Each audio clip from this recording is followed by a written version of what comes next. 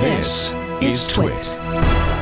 Tech Break is brought to you by ACI Learning. The training industry's completion rate is barely 30%. ACI Learning blows its competitors away with an over 80% completion rate.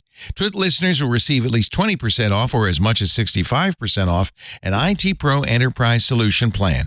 The discount is based on the size of your team when you fill out the form.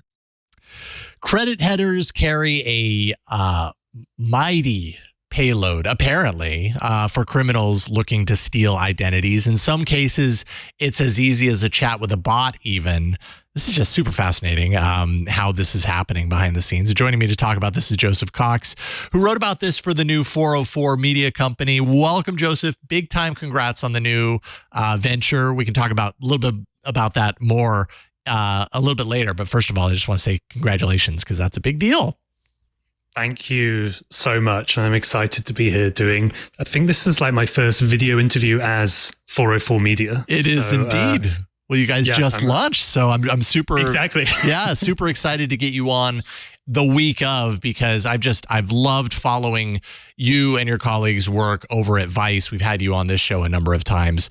That's part of the reason why we bring you on, because we love your work. So it's awesome to see that you're doing this. We'll talk about that in a second. Let's talk about the story first of all on credit headers. Tell us a little bit about what a credit header is, what kind of data actually resides in there that's, I guess, very valuable. Sure. So I guess, first of all, everybody's probably familiar with a credit report, right? Yeah. You know, this is this pretty sensitive document that Experian, Equifax, TransUnion has about how much money you borrowed, how much you owe, that sort of thing. The credit header is basically everything in that document, which is above all of that financial information. So this can be your name, date of birth, address, social security number as well. So it's a lot of personally identifiable information. Now, you know, there's one law that governs the credit report, and that's a pretty sensitive one. But there's another law which governs credit header. And that is why the two are treated differently, and why, as we've shown in our investigation, some unsavory people have got access to that personal information. Yeah. So, okay. So then the data ends up there through this credit reporting process. How does it actually get there in a way that I guess that people can get access to this? It's crazy that I understand why that information would be there for something like a credit report. You know, this requires a lot of very important sensitive data, but then it just seems like it's accessible, and that seems very wrong. How does it get there? Well, that's the crazy thing, in that I think the vast majority of people don't necessarily realize that when they sign up to a credit card, their bank is giving this personal information over. I think people understand that, oh yes, they need to know whether I owe somebody money or not, but they don't know that that information is transferred to these bureaus. And many don't know that the bureaus have created this complex supply chain of data where they then sell the credit header or transfer it to other companies. So below the credit bureaus, you may have data brokers who gather data from various places and then sell it onwards. Underneath them, you'll have a lot of companies and industries actually using this credit header data. One we mentioned is like a company that helps universities contact their alumni. So, you know, oh, you went to Harvard or wherever. I'm just making that up. Right. We want to have money from you. And one of my coworkers, Emmanuel, he brought up the story of, you know, he moves house, and then somehow his university has sent him a letter. He's like, how the hell did they find my new address so quickly? It's the credit header data. Beyond the alumni things, there's private investigators, there's law enforcement as well, all of these industries. But crucially in this article is that there's another layer below that, which people aren't very familiar with. And that's how criminals are now tapping into that supply chain data as well. There's like a very tall pyramid: credit bureaus, data brokers, industries, criminals. Yeah, indeed. So then how did you gain access to this data? Because for the report that you wrote up, you actually were able to get access to some of this data. And it sounded like kind of the bot ecosystem was at play in order to pull that off. Yeah, we always want to show sort of actually the consequences of this sort of thing and sort of what's possible. I've bought location data before when we found that was being sold to bounty hunters. Here, as you allude to, I log on to Telegram. I find this bot that's used by criminals. I pay $15 in Bitcoin, and I just enter the name of a target and the state I think they live in. This is with their consent. I press enter, and a few seconds later, it spits out a file, and that contains all of that header information I was talking about, and especially every single physical address this person had lived in since they were basically a child. You could follow them through across decades, and we confirm that the data is accurate. And, you don't have to be very technically sophisticated to type a name and a state into Telegram and press enter. So you can imagine just the sorts of people who'd be able to do this. You don't have to be some hacker. You could just be an opportunistic criminal. Mm-hmm. Indeed. Okay. So what kind of criminals are actually tapping into this data, and what are they doing with it? Because I mean, the hero image of this article, shows like ammunition and a gun. I mean, this isn't just light stuff. The consequences here are pretty heavy. So what kind of criminals are out there using this stuff? Yeah, exactly. Over the past few years, especially the past couple of years, there's been a dramatic rise in physical violence inside the cybercrime underground, especially like the cybercrime underground of young people. So it may be people who SIM swap to steal people's cryptocurrency. It may be people who hack into Gmail accounts, that sort of thing. But along that, there's also this now violence as a service. And if you want to throw a brick through somebody's house, someone on Telegram will go do that for you. If you want somebody to be beaten up, somebody will do that. If you want someone shot, and we've seen evidence of that, or kidnapped, somebody on Telegram will do that for you. And in these communities, in these Telegram groups, is exactly where these bots are being advertised. It's these sorts of people that are using this incredibly trivially to use data supply chain. Wow. Yeah, that's crazy stuff. And I have continually a lot of respect for you and your colleagues, because I wouldn't feel comfortable going into a Telegram where this stuff is just being traded, and yet you guys do that in order to research this stuff. So a lot of respect going your way.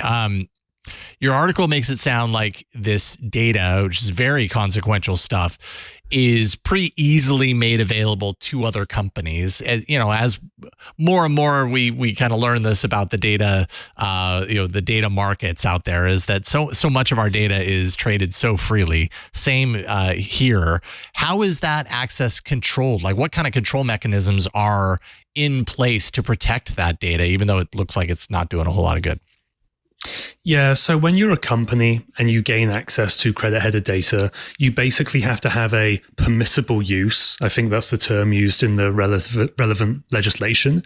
And it's similar to how, DMV records can be accessed by private investigators, that sort of thing. Yeah. And I'll use PIs as the main example, but they go to a website and they say, yes, I have a legitimate use to access this data. And that's basically it. It's a pinky promise that you have a real reason to use it, and you're going to use it properly, which is, of course, one of the ways we found at least one criminal gained access was simply by posing as a PI, as a former law enforcement officer. They said, yeah, that's me. And they provided fake credentials and they got access to some data. So it is a very, very weakly enforced, pinky promise. Now, there may be changes around this. The Consumer Financial Protection Bureau, almost in parallel to us, says it's going to crack down on the sale or the distribution of credit header data.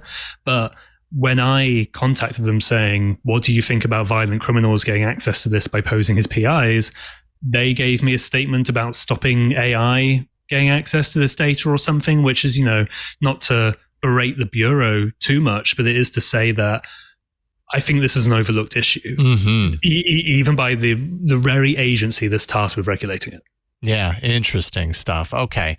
Do people have any sort of control or ability to, put some protections into place so that this doesn't happen to them? I mean, it kind of sounds like no. It kind of sounds like if you're filling out credit reports, kiss that information goodbye and just allow it to go where it goes, which is unfortunate. Yeah, it is, I'm sorry to say, exceptionally difficult. I mean, you could do one approach, sort of tackling at the bottom of that pyramid, and you could try to go to every single company that you think may have your credit header. You are never going to find all of those companies. Some of them won't respond to you. Some of them will just tell you to get lost as well. And it's like an unknown unknown. You don't know how many companies to do. So you try to flip it around. Maybe I don't want to give data to the credit bureaus in the first place. Obviously, that's very difficult because the vast majority of American adults use a credit card, right? What I would say is that even though it may not be guaranteed to work, because if the data has already been extracted from the credit bureaus, you could try to put a credit freeze onto your reports, right? And that stops third parties, companies being able to pull the report from that moment onwards, right? Which is not a complete guarantee that your data won't be out there floating somewhere, but it will stop collection from that point onwards, at least hopefully, yeah. Yeah, hopefully. Cross your fingers. Well, interesting stuff. I know you guys are going to be writing about all sorts of stories like this because it is very, reminiscent of the stories that I was following when you were at Vice. So tell us a little bit about 404 Media. I'm super excited for you guys. I think you've got a slam dunk with the approach and perspective that you bring to this new business. So tell us a little bit about it. Yeah, totally. So as some people may know, Vice had financial issues and a bankruptcy. I won't tell that whole story, but basically when it was revealed our executives were also making salaries of hundreds upon hundreds of thousands of dollars and receiving bonuses at the same time as laying off well over 100 of our co-workers, that was the end for me and I decided to quit. And we wanted to do a subscriber-driven media outlet. That is a very simple concept at the end of the day. You pay us to do journalism, we will do good journalism. It really, really is as simple as that. And we want people to subscribe annually or monthly. You'll get access to podcasts, to events, to articles. Everything is free to access for at least this week. And then maybe next week or maybe sometime after that, we will experiment with a paywall. We want to provide value to our subscribers. But crucially, any articles gathered by Freedom of Information Act requests, which we do constantly, like one today about the DHS, those will always be free because we want to publish those in the public interest, but they cost money. The FBI asks for hundreds or thousands of dollars to release these documents, right? So if that sounds appealing to anybody, please go to 404media.co, sign up monthly or yearly. And I can't stress enough that your money directly goes to supporting us. So first, it runs the website. Second of all, it gives us, a living wage. So we don't die and we can continue to do the journalism. Yeah, right. And then eventually we would, of course, like to grow in a sustainable, responsible way. Excellent. Well, I applaud what you're doing. And I'm super excited to follow along and see kind of where you go from here. It's a really exciting moment for you guys. And yeah, a lot of respect for your team. So, thank you for hopping on and telling us a little bit about this, sharing what's going on at 404 Media. Joseph Cox, of course, 404media.co. And if people want to follow you online, where can they find you, Joseph? 404media.co is the best place, but if you want to get me on Twitter, it's Joseph F. Cox. And then 404 Media is at 404CO on Twitter as well. Excellent. I wonder if, for the coming months, anytime someone brings up their Twitter, presence, it's still going to be Twitter and X will never be mentioned. It seems that most people who have been there a very long time just refuse to say X, myself included. I can't bring myself to do it. Joseph, thank you again. Really a pleasure talking with you, and we will see you very soon.